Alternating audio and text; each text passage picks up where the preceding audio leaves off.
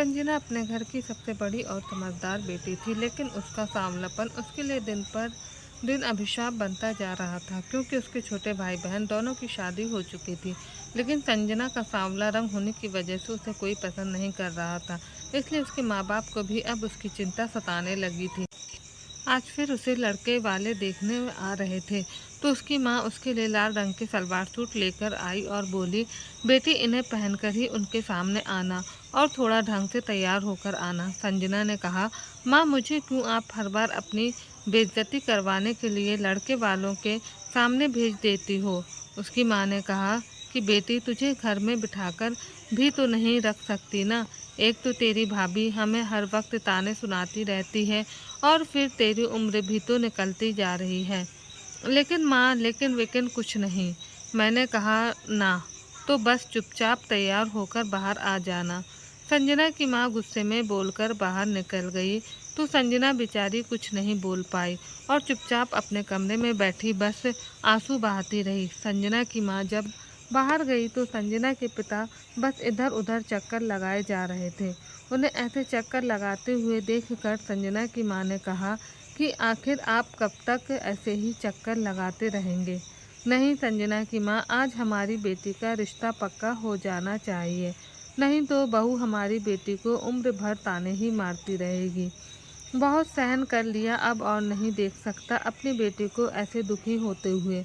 कुछ ही देर बाद एक बड़ी सी गाड़ी में लड़के के माँ बाप और खुद लड़का गाड़ी में से उतरे, तो दरवाजे पर संजना के माँ बाप हाथ जोड़ उनके स्वागत के लिए खड़े थे।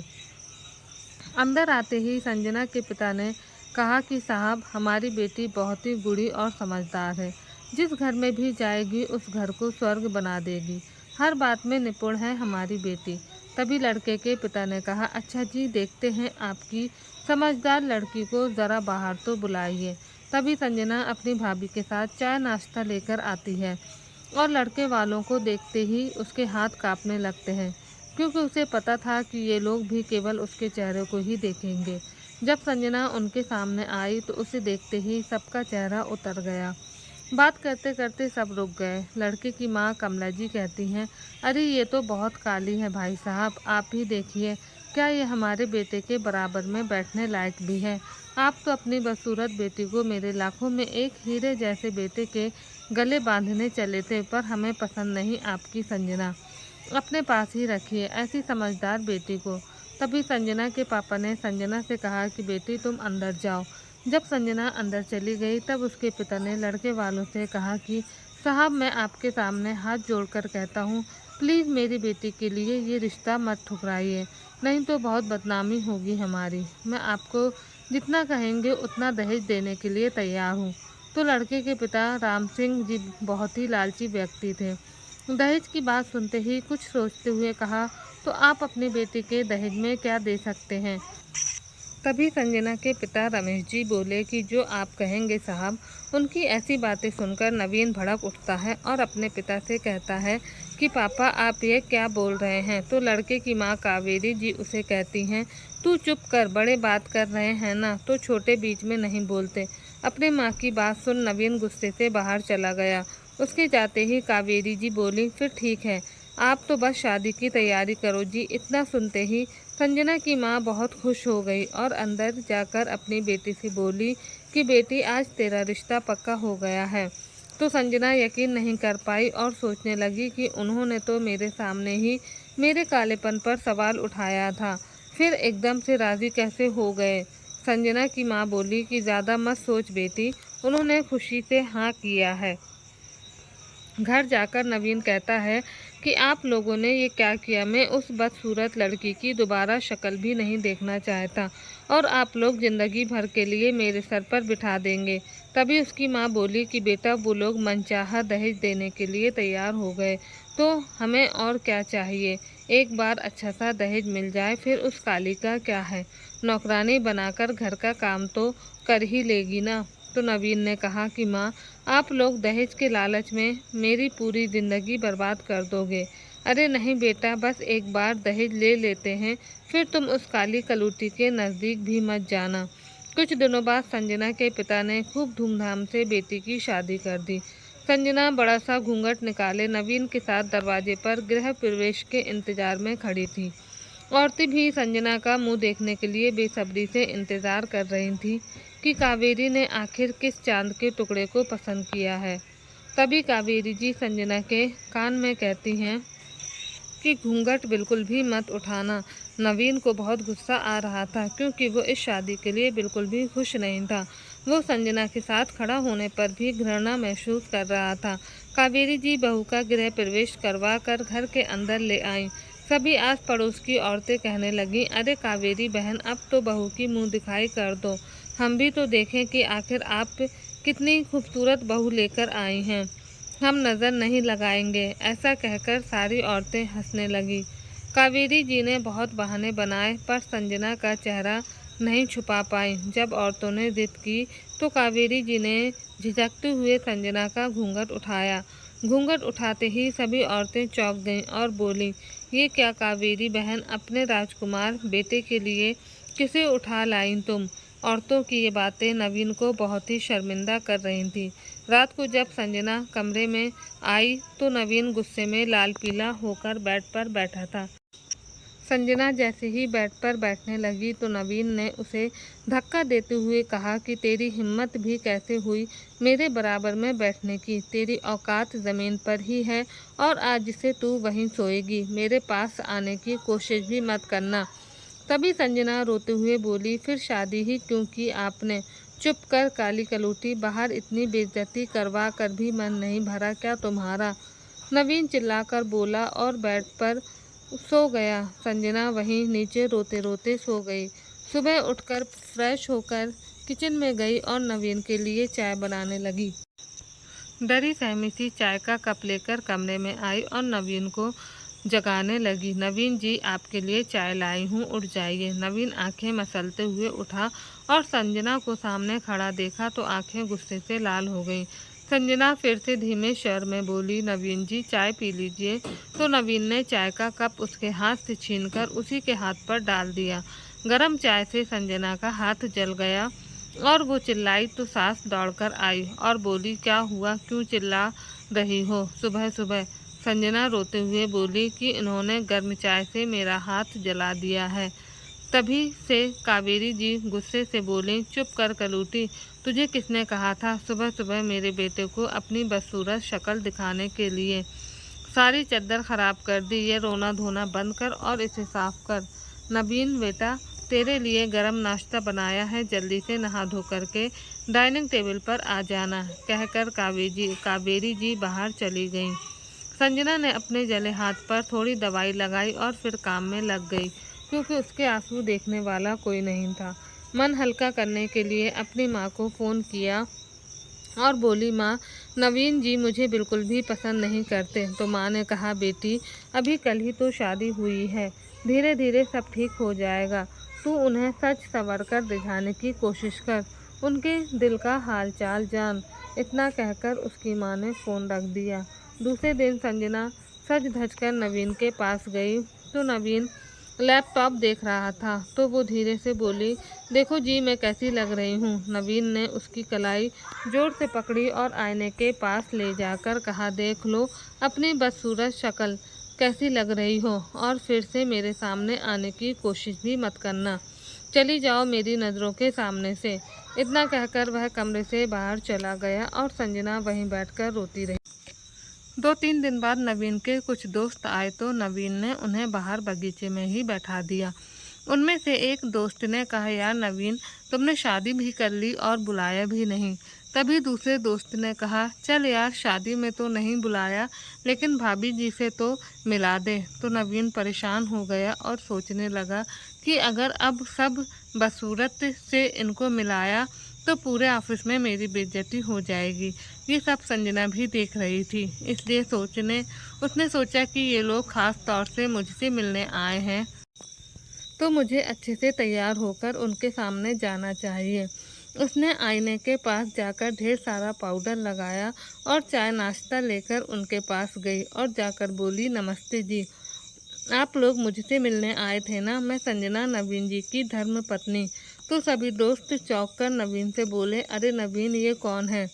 तो नवीन ने कुछ शर्मिंदगी से कहा कि हाँ, ये मेरी ही पत्नी है।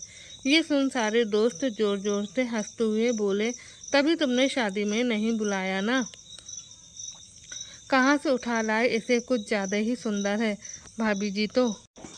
तभी नवीन ने तेज आवाज़ से संजना को कहा कि अब मेरा मुंह क्या देख रही हो, जाओ यहाँ से। संजना सभी को आश्चर्य से देख रही थी कि इतने पढ़े लिखे होकर भी सब लोग सुंदरता को ही महत्व देते हैं। क्या मन की सुंदरता कोई मायने नहीं रखती। रोती हुई अंदर चली गई। रात को नवीन शराब पीकर घर लौटा तो शराब के नशे में वह संजना के बहुत नज़दीक आ गया। सुबह जब नवीन की आंख खुली तो संजना बेड पर बैठी थी। उसे बेड पर देखते ही नवीन ने उसे धक्का दिया और कहा, दूर हटो यहाँ से। तो संजना बोली, लेकिन रात को आपने शराब के नशे में। उसकी बात पूरी होने से पहले ही नवीन बोला, रात गई बात गई, अब अपना मुंह बंद करो, समझी। कुछ दिनों बाद संजना की माँ का फ़ोन आया। तभी कावेरी जी संजना के पास आकर बोली, अपनी माँ को कहो कि कुछ रुपयों की ज़रूरत है तो भेज देंगी। तो संजना आश्चर्य से उनकी तरफ देखने लगी। तभी कावेरी जी बोली, ऐसे क्या देख रही हो, उनके सर के इतने बड़े बोझ को उतारा है हमने, तो अब क्या वो इतना भी नहीं कर सकते। तभी अचानक संजना का जी मचलाने लगा तो उसने तुरंत माँ का फ़ोन काटा और जल्दी से बाथरूम में जाकर उल्टियाँ करने लगी। ये देख कावेरी जी चौंक गई और जाकर संजना की चोटी पकड़कर उसे खींचते हुए बाहर लाई और बोली, ये किसका पाप ले आई रे कलूटी तू, मेरा बेटा तो तुझे देखना तक पसंद नहीं करता। तभी वहाँ नवीन भी आ गया और बोला, मुझे कोई फ़र्क नहीं पड़ता माँ, ये बच्चा चाहे किसी का भी हो, लेकिन इसे गिराना ही पड़ेगा। तभी संजना गिड़गिड़ाते हुए बोली, नहीं माँ जी, ये इसी घर का चिराग है, मैं नवीन जी के अलावा किसी दूसरे के बारे में कभी सोच भी नहीं सकती। जब दोनों नहीं माने तो संजना ने अपने कमरे में जाकर अपनी माँ को सारी बात बताई।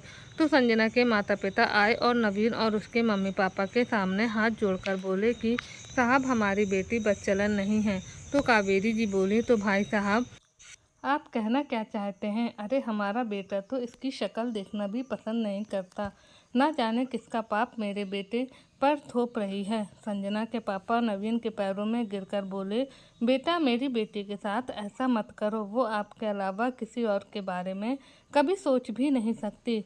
अपने पापा को ऐसे गिड़गिड़ाते देख संजना ने उन्हें उठाकर कहा, बस पापा, अब आप इनके सामने हाथ नहीं फैलाएंगे। मेरी खुशी के लिए आप यहाँ से जाइए और मैं इस घर को छोड़कर कहीं नहीं जाऊँगी।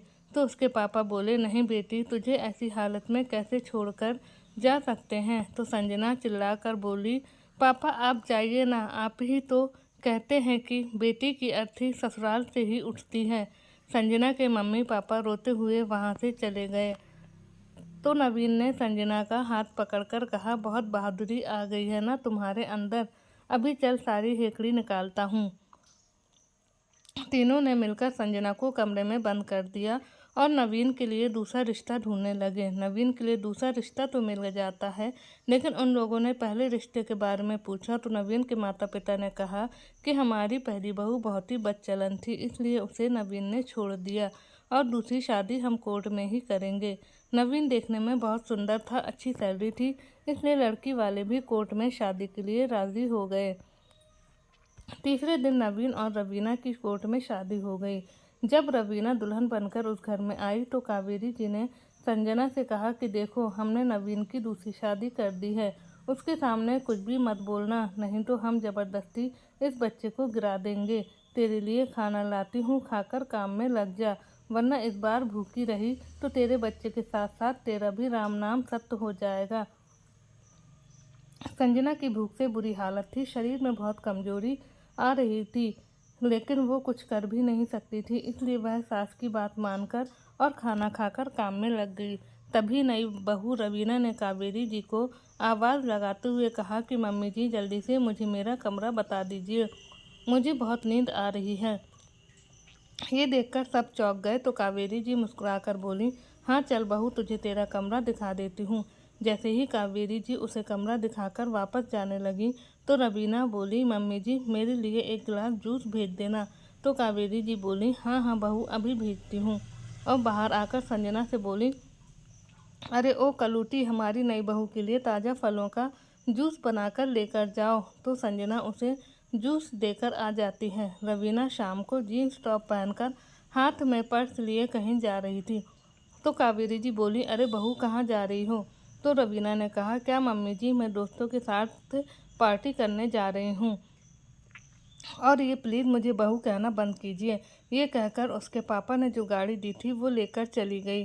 कावेरी जी की हिम्मत भी नहीं हुई कि उसे रोक सके। बहुत देर हो गई बेटा, रवीना बहू अभी तक नहीं आई, कावेरी जी ने नवीन से कहा। तो नवीन भी चिंतित होकर कहता है, आपको जाने ही नहीं देना चाहिए था माँ। आज उसे बोल ही दूंगा कि अब शादी के बाद ये सब नहीं चलेगा। रात को 2 बजे रवीना घर आई तो वे सब लोग रवीना के इंतज़ार में जगे हुए थे।